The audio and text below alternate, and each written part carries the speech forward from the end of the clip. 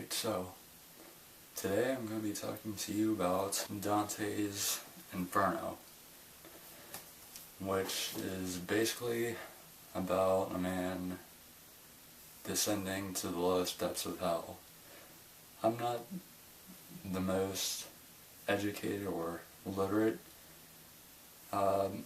person, and this book was a little bit above my level of reading. Like, I have read college level reading before, but I think this is like a little bit like advanced college reading or above college level reading, but I don't know. I'm just going to be giving my thoughts about this book to you from what I would say an average reader's perspective.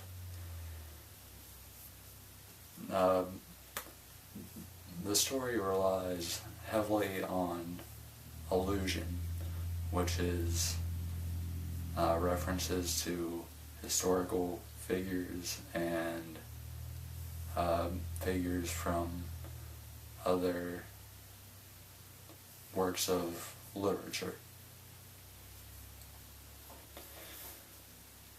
Honestly, you could go out and buy Inferno, but I wouldn't suggest it. It is about 158 pages long. You could pretty much get the whole story from I don't say this very often, but you could pretty much get the whole story from the Wikipedia article about Dante's Inferno. Or if you want to buy this book, you could just go to the very back and read the notes on the story. The story itself is, as I've said, it's about 158 pages long, and it's 34 cantos, which I guess is like chapters. Each canto is about 4 pages long, 3 to 5 pages long. The story begins with Dante, about 35 years old, walking through a dark forest, and he encounters a she-wolf, a lion, and a Alonzo, which I think it said was like a leopard, and a poet that came long before him. His name was Virgil, came to rescue him, and he said he was sent by Beatrice, which in life was this girl that Dante really crushed on, and she wants to meet him in heaven, I guess. That's what I got out of it. But he must first descend through hell and purgatory and heaven, which purgatory and heaven come in 2 different stories.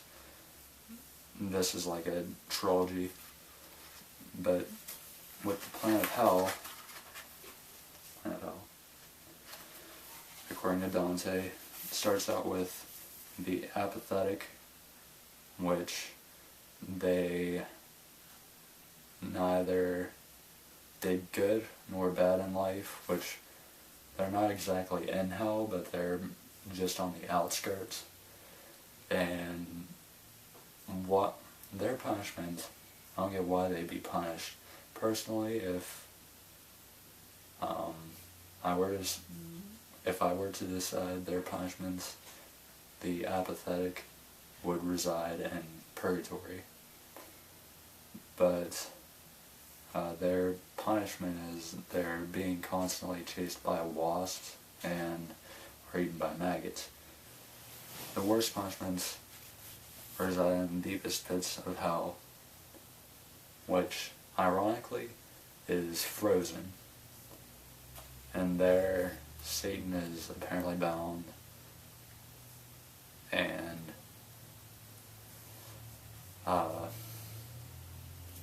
he eats, I think, Judas, and I think another man, and he just resides there and does basically nothing. There's like a mock epic somewhere in there with demons, and what I find really strange is that as Dante is going through hell, you would think that nobody would help him or even talk to him. They'd probably do like the opposite and try to get in his way. But no. Everyone in hell helps him. Even the demons, they talk to him. And they may or may not say like bad things. I forget what exactly was said. But it wasn't completely bad. So it really didn't make sense to me.